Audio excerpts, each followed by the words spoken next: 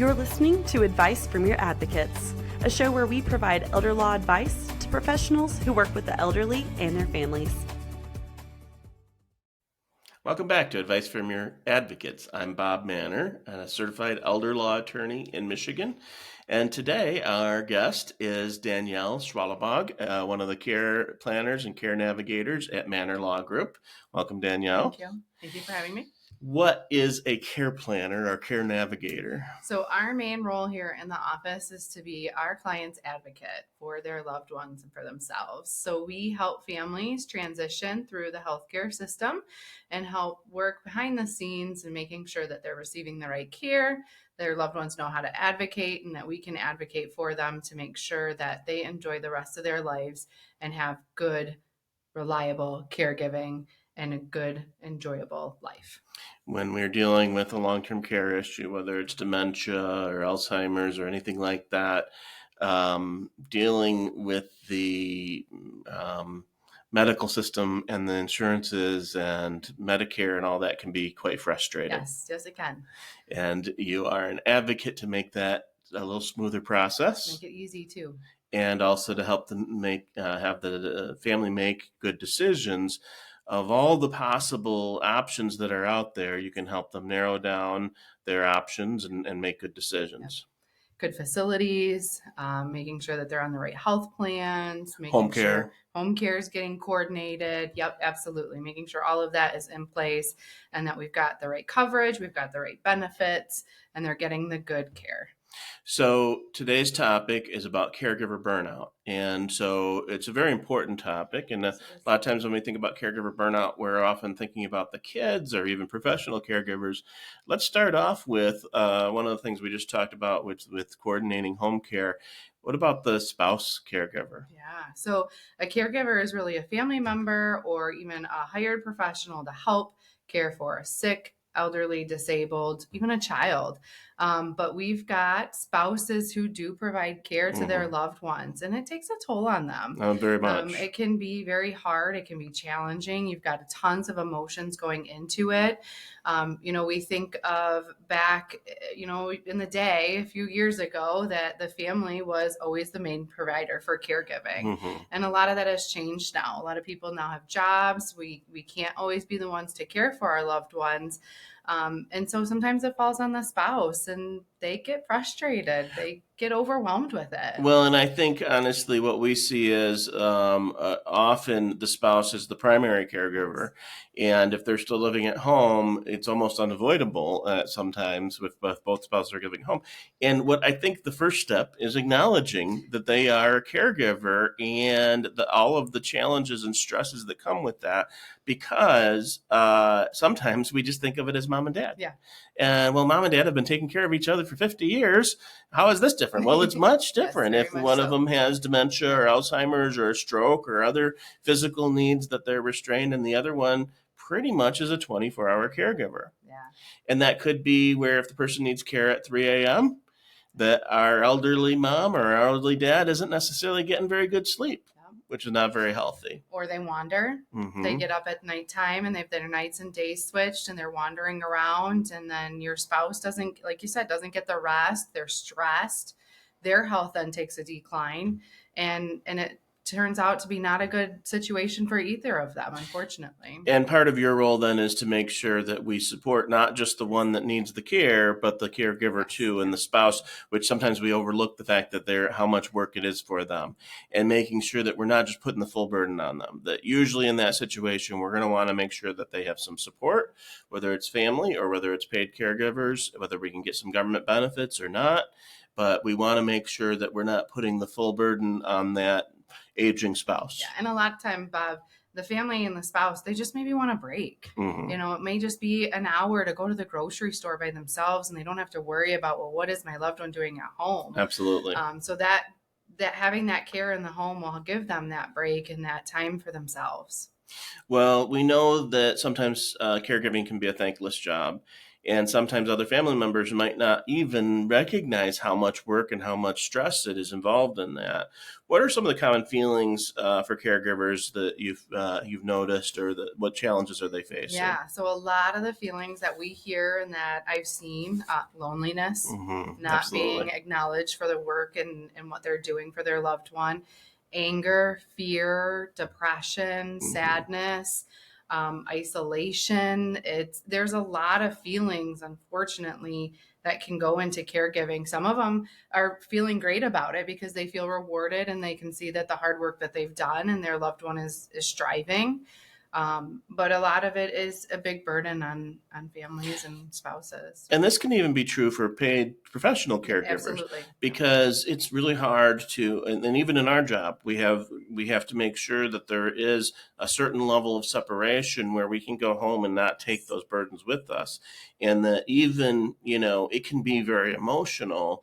And we did a podcast about this a while back, about the importance of actually trying to maintain some level of separation from that. So if you're a professional caregiver, trying not to be too emotional in front of your people, your families, so that you're the rock, and then you can go out in the car and cry. Yeah. Yeah. So, Yeah. And it's hard. I yeah, mean, I'll tell you, I worked in nursing homes prior to my job here at Mannor Law, and it was hard to disconnect, right. especially when you've made that great relationship with that patient or their loved one, and the family. But you have to learn that you need to take time for yourself, and self-care is very important too.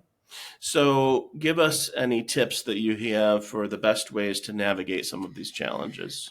So some ways are, again, taking time for yourselves. Don't be afraid to ask for help. That's the Hmm. biggest thing that I always hear, is that I Absolutely. don't want to ask for help. I don't want to have to rely on anybody else to help me or to help my wife or my husband.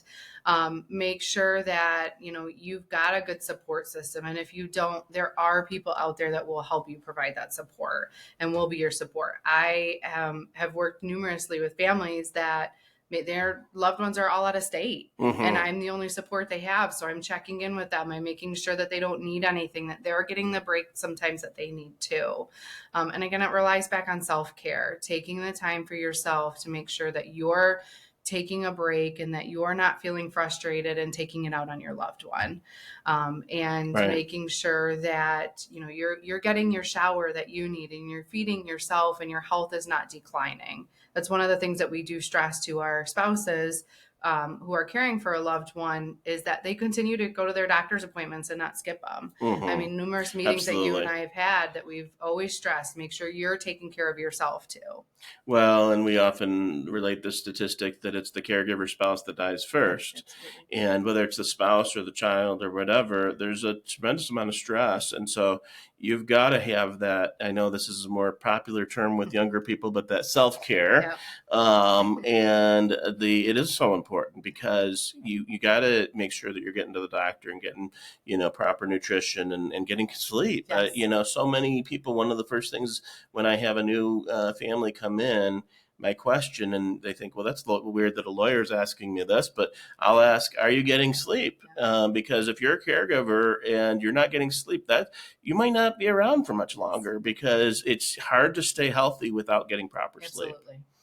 Absolutely. Getting back just briefly for the professional caregivers, how do you keep that personal connection with your patients and their families without sort of taking it personally and taking it home with you in a way that might affect your own personal life and Yeah, family? absolutely. Good question. So, when we're dealing with somebody, who may have dementia or some Hmm. confusion, or they are physically limited, you tend to take on a lot of their responsibilities, and you want to make sure that you're providing the best care. And you do get very close and you build that connection. And again, you may build connections even with the family members, but making sure that you're stepping back and saying, at the end of the day, I did what I could, Hmm. and understanding that they're still in good hands, but it's no longer your hands that they're in at that time. Right. And making sure that you're disconnecting. And it's hard. I Right. mean, I remember I used to go home and I would cry sometimes because I would feel so bad for some of my clients, realizing that they're all alone, Yeah. but they're not. they've got the support, especially for professional caregivers, because you've got the support of your agency, other staff members too. And so you can disconnect and not feel stressed at home or worried that they're not being cared for. And, that is a skill set that I highly recommend that anybody in the long-term care industry or even in the healthcare industry as a whole, invest in, is that learning the skill set and the techniques for compartmentalization. Yes. Being able to go home and not having the overlap of those feelings and emotions and stresses, so that you're not bringing those to your own family. It is very difficult, and there are certain strategies and techniques, and I strongly recommend people invest in that, because it's hard to do this without having that separation or that compartmentalization. It is. And again, it goes back to, at some point then you get burnt out. Right. And then, your burnt out self affects the care that you're providing, and then affects that loved one and then their family. And so we want to try and avoid that. As caregivers' roles change, as people and their disease progresses or the dementia gets worse, the memory gets worse, maybe their physical limitations get worse, how can the caregiver make sure that they don't feel discouraged and disappointed, within themselves? Because they're going to be, honestly, they're going to have less successes when the degrees of the disease progresses. And it goes back to not being afraid to ask for help. Yeah. It really does. It goes back to talking with the doctors, talking with some professionals about different ways that your loved one's going to progress, and being educated on how to handle those changes. Here we try to offer education as far as what certain diagnoses you might see with different changes. And it may come to a point where you can no longer care for that loved one in your home setting, or in a different setting. And just having that realization and understanding that it's okay. And that, I may not be the best person anymore to provide the care that mom or dad might need more than what I can give them, and realizing that it's going to be okay. I am glad you brought that up. That's something I talk about quite a bit, about we have this sort of cultural expectation. And, I think media and movies and television and everything we see, when they address the issue of aging at all, it's either the wise elderly person who's wise and is perfectly self-sufficient, and they don't need help, and the family is only imposing themselves and being greedy or things like that. Or we see the image of older people as being fools. Yes. And, that they have wrong thinking and things like that. Never is there a very good, or very rarely is there a very good description of what the reality of memory loss is, the reality of dementia and Alzheimer's and different other types of dementias is, where, it's not wrong thinking when you can't, remember who you are or who the people around you are. It's not wrong thinking when your brain's trying to adapt to the circumstances where you don't have the context and you don't have the executive. I was thinking about this the other day to give this example to younger people. It's, if any younger people had ever engaged in some overindulging of alcohol or other substances that affect it, it's like dementia could be considered like that.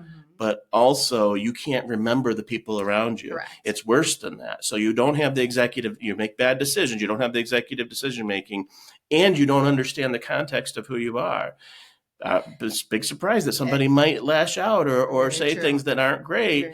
It's not because they're old people that are foolish. It's because of a brain disease that is not giving them the context of what's around them. And we have to remember, they're scared. Yeah. They don't know what's going on. They're not used to it. They're not familiarized with their surroundings sometimes. And we have to approach them in a way that is going to make them feel more comfortable. And so they're not scared. They're not lashing out. They're not, somebody that we don't recognize anymore.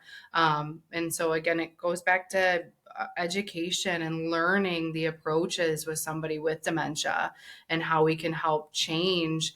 Okay, mom might get mad if you wake her up from her nap at 5 o'clock. So let's maybe let her sleep a little bit longer. Right. But it does go back to education. Mm-hmm. And I think when it comes to caregiver burnout, part of it is uh, just living in the acceptance of this, that this is not the person that you loved as a fault. It's not as though that they had any intention or involvement necessarily in getting to that point. And so it can be so frustrating. I understand that.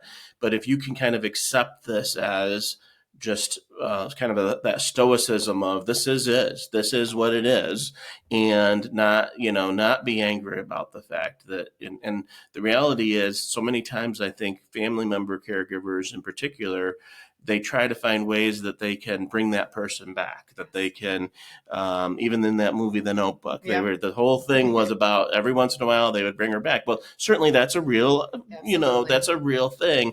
But the idea of focusing all your attention on that is a way for burnout. That's a way for frustration, because it's going to be, if there is those times of lucidity, that they're going to be fewer and fewer. And it can be very frustrating if that's your whole goal, is to try to bring back those times of lucidity. That's going to cause burnout faster. Yeah, and you touch base on frustration. Mm-hmm. It's kind of going back to elderly people sometimes are like children. And that's what we have to remind ourselves, that they may need reminders. We may need to have to say something 2, 3, 4 times until they do what we're asking them to do, or until they can understand. And we have to remember we can't get frustrated. And to be clear, there's certainly lots of elderly people that are very competent and very capable. I was talking to, I think, a 92-year-old yesterday, and he was running circles around me, telling me about, some history things. And I was fascinated. He was really an interesting conversation. I was very engaged in it. And he's very competent, capable, and makes good decisions and all those things. So it's not just about age. Absolutely. But we have to acknowledge the reality is, with age, a good percentage of the time, we're going to have some slowing of that ability to process information quickly. Even if we don't have memory loss, sometimes I need that to be, sometimes I'll tell you, hey, Danielle, can you say that over again? I got distracted for a second. Tell me that again. And so it is something, as we age, that we sometimes do have to ask people to repeat themselves and things like that. But you add then to the memory loss, and if there's dementia, that lack of executive functioning or executive decision making, and it can be very frustrating, especially if it's a loved one, someone that you grew up with, or your spouse. Yeah, and you're watching them decline. I mean, that's ultimately what it comes down to, is you're watching them needing more help, needing more assistance, and that can take a toll on yourself. And again, it goes back to making sure that you feel like you have the right support, and that you're being provided with educational things that can help you through that, and making sure you're taking the time for yourself. What are some of the warning signs that you've experienced caregiver burnout? Are there physical and emotional signs? Are there hidden signs? There are.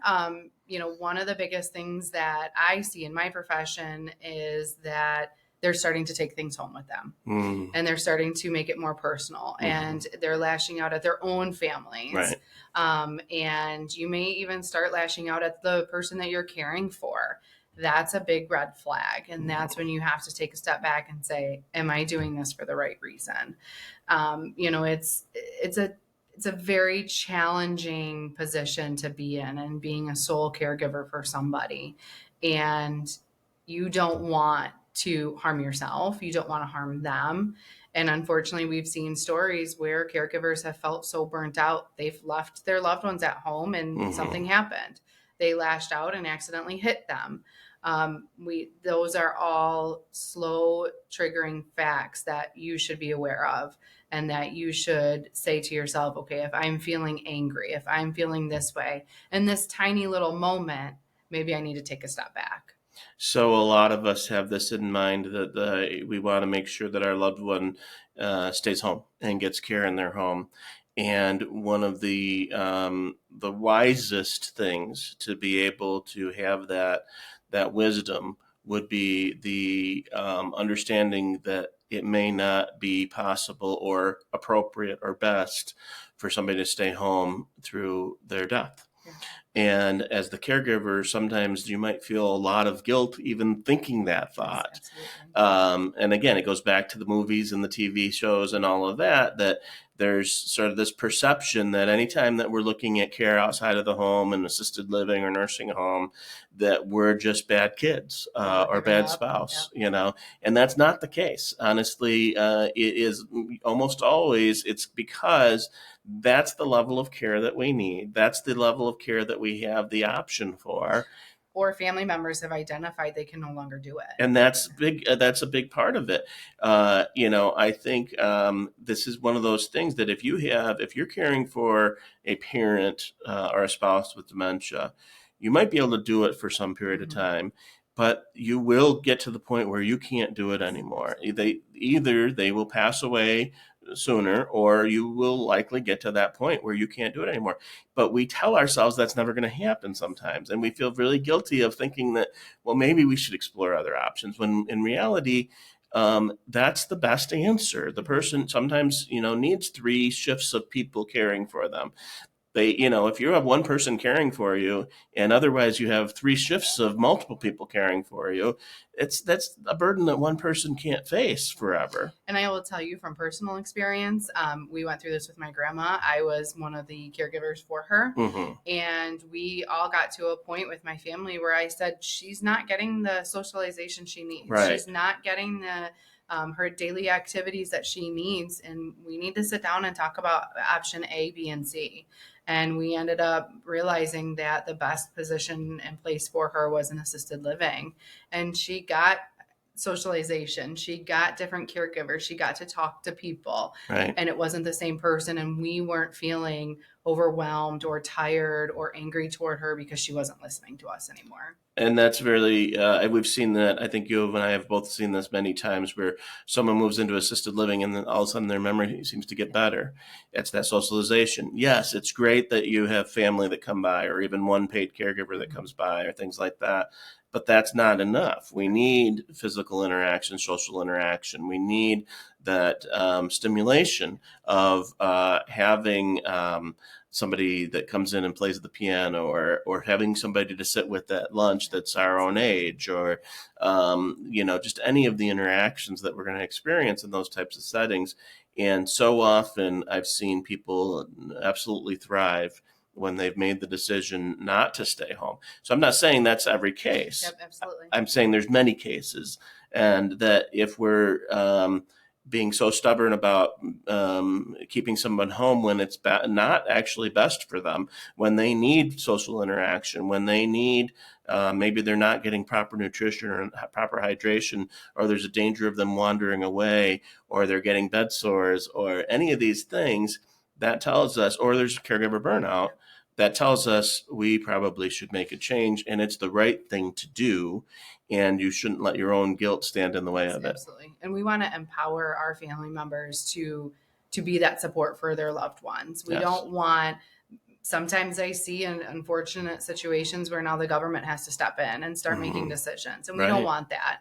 We want to be able to empower our family members, our caregivers, to be able to make the right decisions. And we help them through that, and we can guide them through that. But again, it comes back to making sure that you're identifying yourself what you can handle and what you can't. And at the point that, okay, maybe mom or dad do need to go somewhere, and it takes a relief off of you a little bit. Very, very important. So can you give us your top tip, or your top tips as far as those that are listening about this topic of caregiver burnout? Or do you have any specific tips, or your top tip? Yeah. So it's funny, in social work world, which is, I'm a social worker by background. One of the main classes that we have to take is on self-care. And so we have to come up with, okay, what type of self-care do you do? And what are your main goals for yourself when you're not outside of the profession? And so coming and sitting down to yourself and thinking, okay, what do I enjoy? What do I like best? Is it that I like to go get my hair done, or taking time for yourself to go get your nails done, getting a massage, taking a shower sometimes? I mean, I think back to when people had little kids and they were running around and they didn't get to take Right. a shower like that. And then you did, and that 10 minutes to yourself was the most amazing 10 minutes. And so just identifying yourself and maybe making a list of your top 3 things of what would make you more relaxed and give you more peace would be my recommendation. Having those 3 things always in the back of your head to say, okay, today I'm going to do this and I'm going to get it done, and it's going to be for myself. I met with a gentleman that was taking care of his wife, and they lived on a little bit of acreage that was wooded. And when we started talking, he said, what I just really need, I need to be able to at least a couple times a week go out into the woods and just sit there by myself in the woods. He used to be a hunter, and a lot of hunting is literally sitting by yourself in the woods, not shooting at anything, just sitting there. And he said, I won't even bring my gun with me. I just want to, I just want to sit out in the woods for, a few times a week. And I can't do that right now because I have to be with my wife 24 hours a day. And I felt that, that's a good example. Everybody's going to have a different experience as to what is that thing that they need to be able to recharge. Absolutely. Any concluding points that you want to make on this? Any final thoughts? Yeah, just don't feel guilty. Yes. I mean, that's a big thing. Don't get frustrated. Don't feel guilty. Don't be afraid to ask for help if you need it. There is support. It's out there. You may need help getting linked to those resources. We're here to help you if needed. But don't ever feel guilty for the decisions that you make if you have to change an environment for your loved one.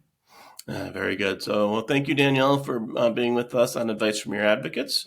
And if you enjoyed this podcast and you want to make sure that you get notices of a future podcast or watch or listen to some of our old podcasts, feel free to do that at any place that you listen to podcasts. You can subscribe, or you can go to our website at mannorlawgroup.com and subscribe there. Thanks for listening.